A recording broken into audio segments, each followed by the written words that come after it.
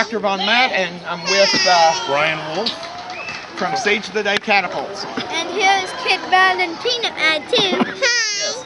They're going to stand on one side while I ask some questions for them. What got you interested in medieval siege engines?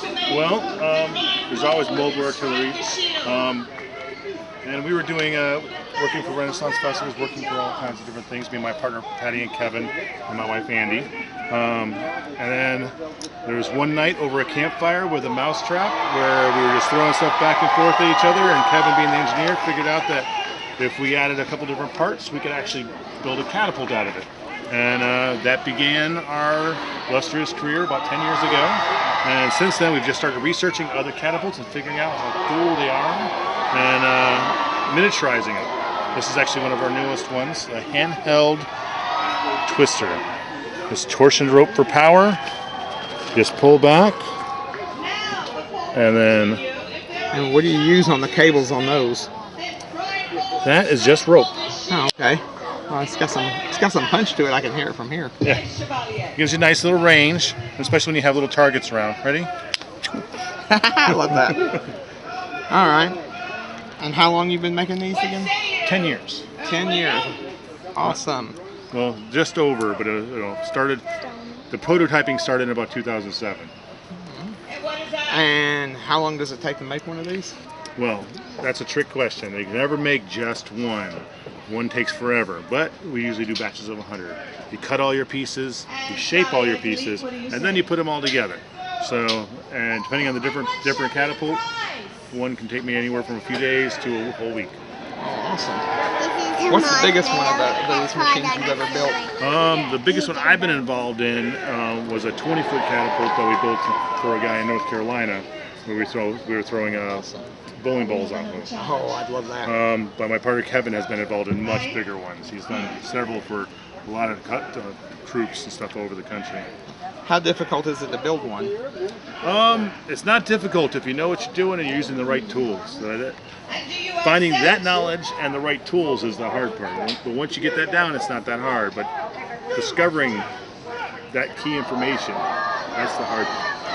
And what advice would you offer to anyone who sets out to start making these? Start with simple engineering. Start with a nice mid-size. Trebuchet is a good one to start, like a good 5-foot throwing arm.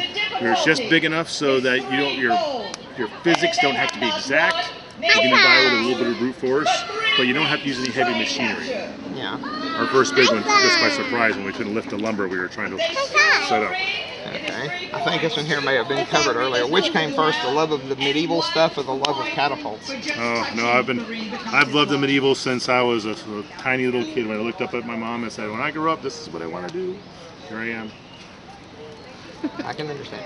And how long have you been coming to Tennessee Renaissance Festival? Tennessee, this one was 7 years now.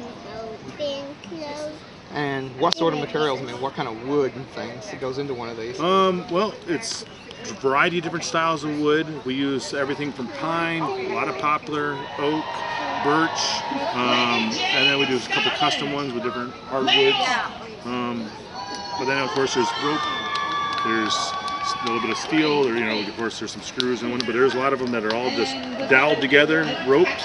This guy is nothing but wood and rope. Well, I have one tiny screw. So give me the screw. And what's your favorite of these launchers? My favorite would have to be the ballista. It's a catapult using 2 throwing arms linked together with a rope, and it looks a lot like a crossbow, which everyone confuses it for, but there's no bow. It's the dual action of 2 arms working together to give it all the power, and those guys are really good with Nerf guns. And they're also very accurate from what I've seen. Yes. So it throws at a pretty much straight line trajectory. Yeah. Oh, I appreciate your time. Well, you're very welcome. Thanks for coming out and doing an interview. Thank you You for letting ladies us do so. enjoy. One final shot for the people at home. And if you happen to get out towards Triune, Franklin area, come see the Tennessee Renaissance Festival. Right under the castle. Yeah, and come see this guy and buy a catapult. I'm here for all your catapulting needs. Yep, from Siege the Shining Siege. And this is Dr. Von Mad with the Madlings And the Brian Wolf Kid with Siege the Day. and we'll be seeing you guys On in the next video and on flip side. the flip side. Bye-bye. Bye.